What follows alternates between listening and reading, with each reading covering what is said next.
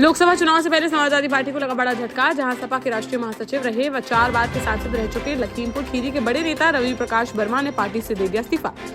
बोले उन्होंने गांव-गांव तक साइकिल को पहुंचाने का किया काम। सबसे सीनियर नेता होने के बावजूद अखिलेश यादव नहीं सुन रहे थे उनकी बात, जिससे उनकी बन रही थी अपमानजनक स्थिति, जिस कारण उन्होंने पार्टी से दिया इस्तीफा। कहा कि कांग्रेस रहा है उनका बैकग्राउंड, इसलिए जल्दी कांग्रेस पार्टी करेंगे ज्वाइन। यूपी की योगी सरकार ने दीपावली के मौके पर राज्य कर्मचारियों को दिया बड़ा तोहफा, जहां सीएम योगी आदित्यनाथ ने कहा कि सभी राज्य कर्मचारियों को मिलेगा 6,908 रुपए का दिवाली बोनस। साथ ही महंगाई भत्ते में भी 4% की बढ़ोतरी करने का किया फैसला। महंगाई भत्ते में इस बढ़ोतरी का रिटायर्ड कर्मचारियों को भी मिलेगा फायदा। मध्य प्रदेश चुनाव को लेकर शुक्रवार से कांग्रेस ने महाजनसंपर्क अभियान कर दिया शुरू, जिसके तहत शनिवार से प्रचार थमने तक 13 दिन में राहुल गांधी, प्रियंका गांधी और मल्लिकार्जुन खड़गे की होंगी 18 सभाएं। वहीं प्रदेश कांग्रेस अध्यक्ष कमलनाथ करीब 70 चुनावी रैलियों को करेंगे संबोधित। बुरहानपुर में बीजेपी को लगा तगड़ा झटका, जहां बुरहानपुर विधानसभा से निर्दलीय चुनाव लड़ रहे भाजपा के बागी प्रत्याशी हर्षवर्धन सिंह चौहान के समर्थन में एक दिन जहां 12 से अधिक पदाधिकारियों ने दिए थे इस्तीफे, वहीं शुक्रवार को काफी संख्या में एकजुट होकर भाजपा कार्यालय पहुंचे बीजेपी नेता और करीब 200 से अधिक भाजपा पदाधिकारियों ने भाजपा जिलाध्यक्ष मनोज लदवे को सामूहिक रूप से दे दिया इस्तीफा, जिसमें कई मंडल अध्यक्ष, पार्षद और पार्षद प्रतिनिधि हैं शामिल। जिसके बाद हर्षवर्धन चौहान बोले कि इस्तीफों की लगेगी झड़ी और 1980 जैसी बनाएंगे स्थिति। सिंगर से रेप के मामले में बाहुबली पूर्व विधायक विजय मिश्रा को भदोही की एमपी एमएलए कोर्ट ने दिया दोषी करार, जबकि मामले में उनके बेटे विष्णु मिश्रा और नाती ज्योति उर्फ विकास मिश्रा को कर दिया बरी। पूर्व विधायक विजय मिश्रा की सजा का शनिवार को किया जाएगा ऐलान। बता दें कि भदोही की ज्ञानपुर विधानसभा क्षेत्र से लगातार 4 बार विधायक रह चुके हैं विजय मिश्रा। एमपी में पटवारी फर्जीवाड़े को लेकर कांग्रेस मध्य प्रदेश प्रभारी रणदीप सुरजेवाला ने सीएम शिवराज पर बोला हमला। कहा कि कांग्रेस की सरकार आने पर मुख्यमंत्री शिवराज सिंह चौहान की भूमिका की कराई जाएगी जांच। उन्होंने कहा कि 15 मार्च से 25 अप्रैल तक चली पटवारी भर्ती परीक्षा। पुलिस ने 4 अप्रैल को सॉल्वर्स के फर्जीवाड़े को पकड़कर एफआईआर कर ली थी दर्ज। बोले शिवराज सरकार चाहती तो रोका जा सकता था यह फर्जीवाड़ा। मुख्यमंत्री और भाजपा सरकार के संरक्षण में यह घोटाले होने के लगाया आरोप। आगामी लोकसभा चुनाव 2024 की तैयारियों में जुटे समाजवादी पार्टी के प्रदेश अध्यक्ष नरेश उत्तम पटेल शुक्रवार को पहुंचे झांसी, जहां पत्रकार वार्ता में उन्होंने किसानों के मुद्दों को प्राथमिकता से उठाते हुए भाजपा सरकार पर जमकर बोला हमला। साथ ही कहा कि 2024 में प्रधानमंत्री का चेहरा होंगे सपा के राष्ट्रीय अध्यक्ष अखिलेश यादव। वहीं मऊ जिले की घोसी विधानसभा में सपा विधायक दारा सिंह चौहान के बीजेपी में जाने के बाद हुए उपचुनाव में भी बीजेपी को दी करारी हार पर भी उन्होंने कसा तंज। बोले अगर सभी मतदाता करेंगे मतदान, 100% मतदान होने पर भाजपा का हो जाएगा सफाया।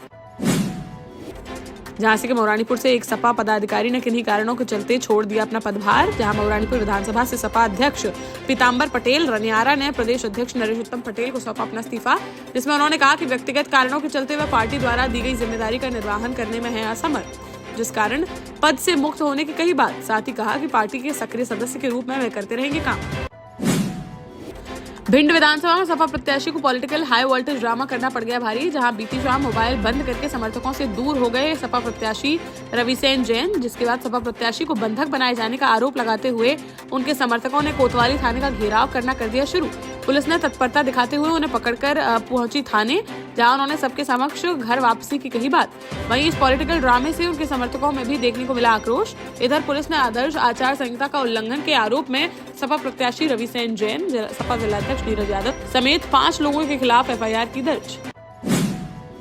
झांसी के पुरानी तहसील में स्टैंप वेंडर का लाखों रुपए से भरा बक्सा चोरी होने से मचा हड़कंप, जहां स्टैंप वेंडर जाहिद ने बताया कि वह बक्से में 5 लाख रुपए की नकदी व कुछ जरूरी कागजातों को सहयोगी के पास छोड़कर खाना खाने गया हुआ था घर।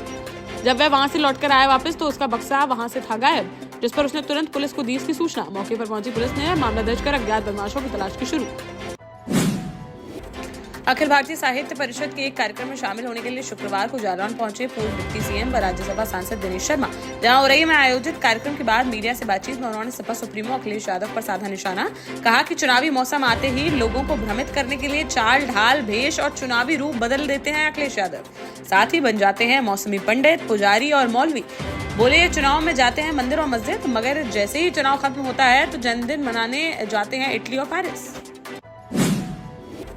छिंदवाड़ा में कांग्रेस के द्वारा चुनाव के समय बगावत करने वाले 3 कांग्रेस नेताओं को पार्टी ने दिखा दिया बाहर का रास्ता, जिनमें चौरई से निर्दलीय चुनाव लड़ रहे बंटी पटेल, अमित शाह की सभा में भाजपा ज्वाइन करने वाले पूर्व जिला पंचायत अध्यक्ष सीताराम डेहरिया के बेटे के नाम है शामिल। तीनों नेताओं को कांग्रेस से कर दिया गया निष्कासित।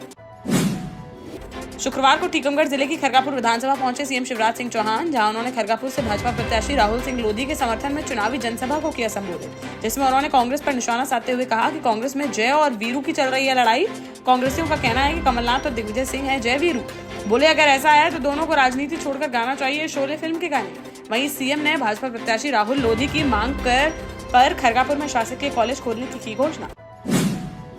शुक्रवार को मंदसौर पहुंचे कांग्रेस प्रदेश अध्यक्ष कमलनाथ, जहां उन्होंने शहर के गांधी चौराहे पर चारों विधानसभाओं के कांग्रेस प्रत्याशियों के समर्थन में जनसभा को किया संबोधित। अपने 18 मिनट के भाषण में उन्होंने शिवराज सरकार पर साधा निशाना, जनता से कहा कि प्रदेश में नौजवान बिना काम के, किसान बिना दाम के, तो फिर शिवराज किस काम के। जनता से बोले उनका क्या गुनाह था कि जो उनकी 15 महीनों में ही गिरा दी गई सरकार। इसके साथ ही उन्होंने सभी को कांग्रेस के वचन पत्र की गिनवाई घोषणाएं। राजगढ़ जिले के खेलचीपुर थाना क्षेत्र के अंतर्गत मल्हारपुरा गांव के पास शुक्रवार को चुनाव प्रचार के दौरान एक कार में लग गई भीषण आग। कार में लगी थी गैस किट, जिस कारण पूरी कार जलकर हो गई खाक। आग लगने के दौरान कार में हुआ जोरदार धमाका। हालांकि इस घटना में नहीं हुई कोई जनहानि।